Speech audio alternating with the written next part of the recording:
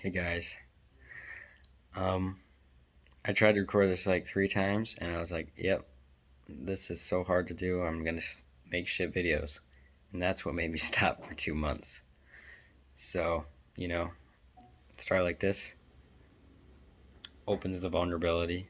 Everybody's like, wow, that guy's super relatable. So I got this little diagram that I want people. I just wrote it down.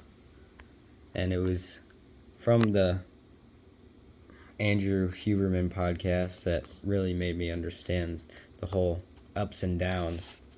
So this one right here, that one is, the no XXX content.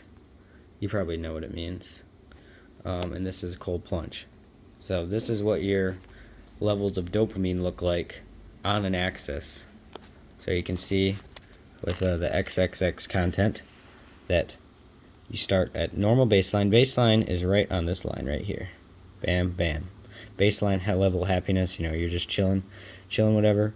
So, main reason I'm doing this is because, I experienced this. Um, Maybe I'll go into more detail about it. But I experienced that high. It was literally for it felt like only like 10 minutes. And experienced this low. And honestly, this low lasted for like a full day. But now that I really understand, I thought that maybe I didn't get enough sleep or didn't get, sufficient whatever, maybe not enough water, or I just felt like, oh my gosh, I blame this whole thing. But realizing that it always does go back to baseline, even if it is a little below, is a good mental state to have. See, with this cold plunge, I've been doing this, Usually, if you do it for the very first time, it can go way down, but then it shoots back up. Then your baseline is above the line. Isn't that fun? So, honestly, this is the most simple form concept, but if you can just really understand that things that give you a bunch of dopamine at one time give you a big dip, and if you're addicted to it, it gives you a dip that's really long and makes you feel like you're worthless. And this one, cold plunges, it makes it so that, how this high, every time you do it, the high gets a little bit lower and a little bit lower and a little bit lower. So very first time you do it, it's probably like up here. Second time you do it, it's like right here.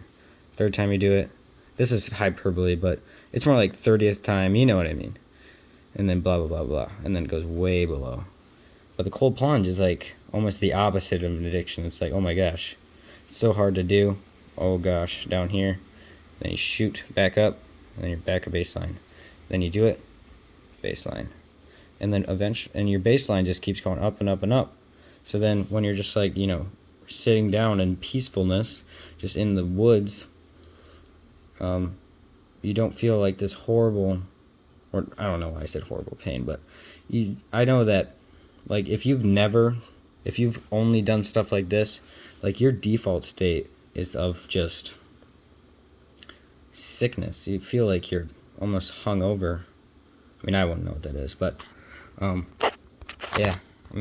First time I've done a diagram before, but I think it helps people understand, I think the main thing that really helped me from the Andrew Huberman podcast was, the dip always goes back to baseline eventually. Because yesterday,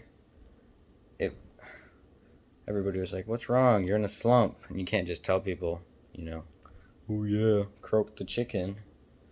Because that's not great. So you're like, why are you so down? Because I'm like always energetic and happy. And I was just felt like, all my joints hurt. And like my muscles kind of hurt. And I didn't have the motivation to work out at all. So I wasn't faking it too good. But yeah, as long as you know that dip comes out and you, like, so you don't go into the cycle, that dip really makes you want to perform the action again, because a dip in dopamine just makes you want to go back to the addiction. The Andrew Huber podcast, I mean, has a lot more information. I'll put a link in the description, in the comments. But yeah, you know, great work, guys. I believe in you. I don't seem to homo, but